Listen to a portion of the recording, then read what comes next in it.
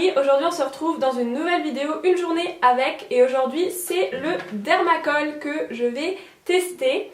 Donc moi je l'ai pris en couleur 209, mais comment vous dire que déjà je l'ai testé un petit peu avant pour voir ce qui m'attendait, et en fait il est très rosé et il est un peu foncé. Mais je vais quand même le tester parce que ce que j'aimerais voir c'est la tenue et la couvrance. Et surtout la couvrance, vous voyez j'ai un petit peu des petits boutons ici, vous verrez plus quand je ferai le zoom. Et donc je voulais tester ça. Il y a aussi du SPF 30 dedans et il est hypoallergénique. Donc voilà, j'avais vraiment envie de l'essayer et de vous montrer le résultat. Donc si ça vous intéresse, eh bien continuez à regarder la vidéo. Alors pour les petits nouveaux qui nous rejoignent aujourd'hui, sachez que ma peau a beaucoup souffert de l'acné, mais que désormais je n'ai plus que des cicatrices et parfois un petit bouton qui pointe le bout de son nez, mais c'est quand même assez rare. Sachez également que ma peau est plutôt à tendance sensible et s'irrite facilement. Et je précise que j'ai déjà hydraté ma peau avant de commencer cette vidéo. Donc c'est parti pour l'application du produit. Alors je vais utiliser la Silisponge, donc c'est un dupe que j'ai eu pas cher sur Amazon. Et si jamais ça va pas, eh bien je continuerai au doigt, ça va dépendre de comment le produit s'applique. Donc voici le fond de teint. Donc vous pouvez voir qu'il est assez épais et puis mon dieu qu'il est rose, mais bon, j'imagine que si j'avais pris une autre teinte ça aurait été mieux, mais bon sur internet c'est toujours dur de dire. Donc, bon. Donc j'ai mon petit miroir ici comme d'habitude.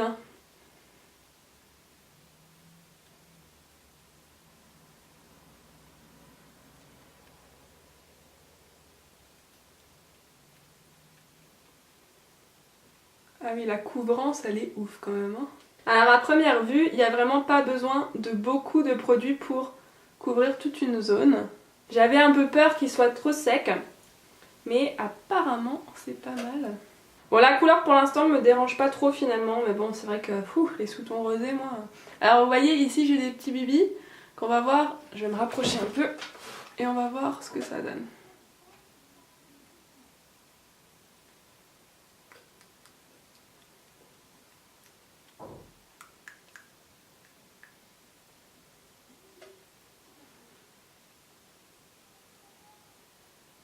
Oh, dites-moi en commentaire si vous aussi en ce moment vous avez les lèvres plus sèches que sèches.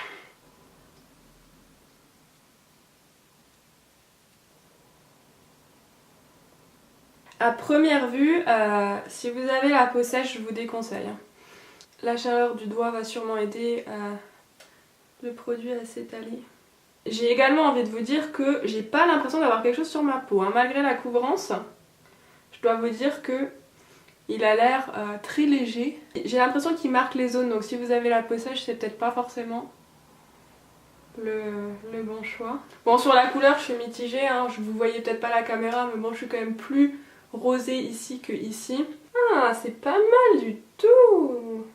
Ouais, vous voyez, je vais vous montrer de plus près après, mais vous voyez ici, par exemple, là où j'ai mes petits boutons, et j'utilise un traitement topique en fait qui assèche un petit peu la peau et on voit ça marque les zones de sécheresse, mais sur les joues c'est vraiment très joli, c'est... Ah si, j'aime bien. Ouh. Et puis j'en ai vraiment pas mis beaucoup, je veux dire regardez tout ce qui me reste. C'est assez proche du Fenty Beauty, si vous voulez aller voir la vidéo, je l'ai testé également. La consistance et les couleurs sont assez proches. Il accroche sur les zones de sécheresse ici. J'ai pas la peau très très sèche en plus, donc j'imagine que si vous avez vraiment une peau à tendance sèche, ça va être compliqué. Mais moi, comme il est quand même glowy, je pense que je vais devoir le poudrer. Ce qui finalement est pas mal parce que je vais le poudrer avec ma poudre de chez Bare Minerals qui a des tons quand même plutôt jaunes, donc ça va rattraper un petit peu la couleur. Mais voilà, donc ce que je vais faire c'est que je vais vous faire une prise à la lumière naturelle et aujourd'hui on dirait qu'il fait nuit donc je sais pas ce que ça va donner.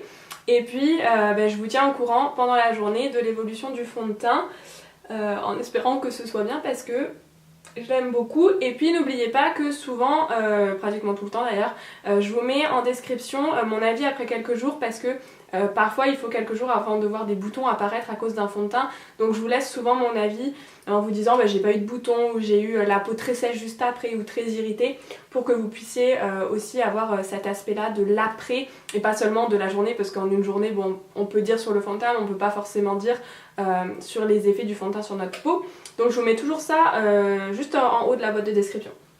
Donc Voilà, et bien écoutez, je vous retrouve dans pas longtemps en fait. Donc non, voilà la lumière naturelle. Alors je sais qu'en général c'est très lumineux, mais c'est quand même pour vous montrer et surtout pour vous donner mon avis. Donc moi j'aime beaucoup hein.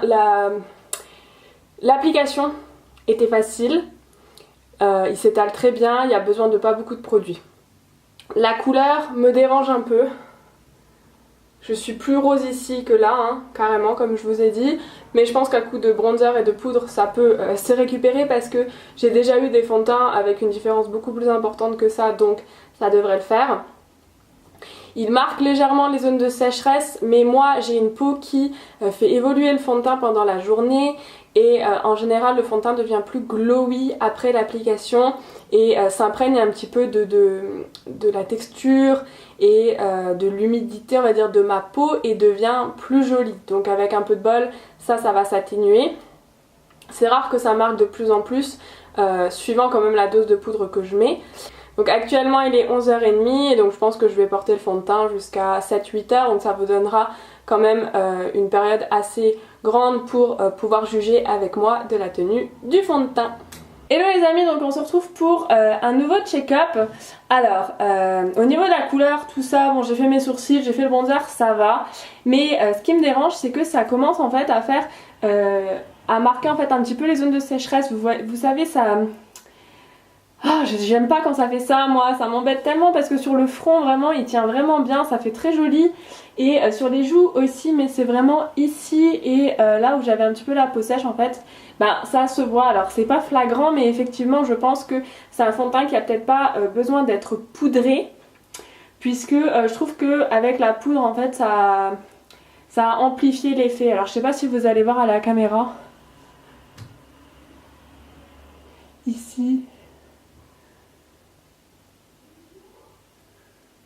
Vous savez, ça fait des fois un petit peu comme des petits points de fond de teint. Alors ce qu'il faut savoir c'est que en tapotant ça part, mais c'est vrai qu'on n'a pas forcément envie de se tapoter le visage comme ça en plein milieu de la journée.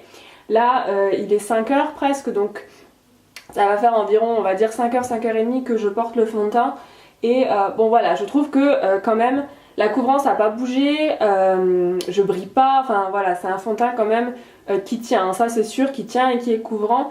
Après je pense que ça dépend de la peau de chacun par rapport à sa réaction tout au long de la journée. Donc je vous retrouve pour ce dernier check-up. Alors comme vous pouvez le voir, j'ai les cheveux mouillés parce que je suis allée à la piscine ce soir. Et donc je voulais vous faire cette dernière petite vidéo pour vous parler un petit peu du démaquillage et de comment j'ai trouvé le fond de teint. Donc écoutez, pour moi c'est un très bon fond de teint. J'étais obligée de me démaquiller avant la piscine, mais j'ai pas senti ma peau irritée. J'ai pas de bouton qui est apparu en tout cas pendant la journée. Le fond de teint il a pas bougé hein, à part j'ai envie de dire la texture un petit peu qu'on voyait, sinon il a pas bougé de la journée. Donc moi je trouve qu'il est vraiment bien niveau couvrance, niveau tenue et puis niveau couleur finalement ça a été quand même. Voilà, je dirais simplement que si vous avez la peau sèche il faut quand même bien s'hydrater la peau avant et je pense que c'est peut-être pas un fond de teint qui vous irez tous les jours. C'est peut-être si vous avez la peau sèche en tout cas c'est peut-être un fond de teint qu'il faut garder pour des occasions particulières.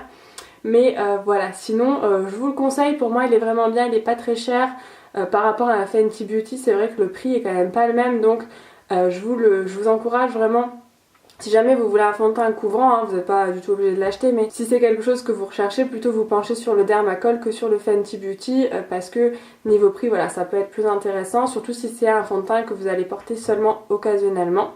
Donc voilà, pour moi, ma peau est pas plus sèche qu'avant, elle est pas plus grasse qu'avant, j'ai pas plus de boutons qu'avant, donc voilà. Je vous mettrai bien sûr en description, comme d'habitude, ce que j'en ai pensé le lendemain ou même la semaine d'après, ça va dépendre quand est-ce que je poste cette vidéo. Comme ça vous donne une idée de l'évolution de ma peau par rapport au fond de teint. Et puis voilà, n'oubliez pas de vous abonner et de me laisser un j'aime sous cette vidéo si ça vous a plu. N'oubliez pas non plus de me suivre sur Instagram parce que j'y suis très active et c'est quelque chose que j'aime vraiment beaucoup en ce moment. Et puis voilà, moi je vous fais des gros bisous et je vous dis à la prochaine pour une nouvelle vidéo. Bye bye!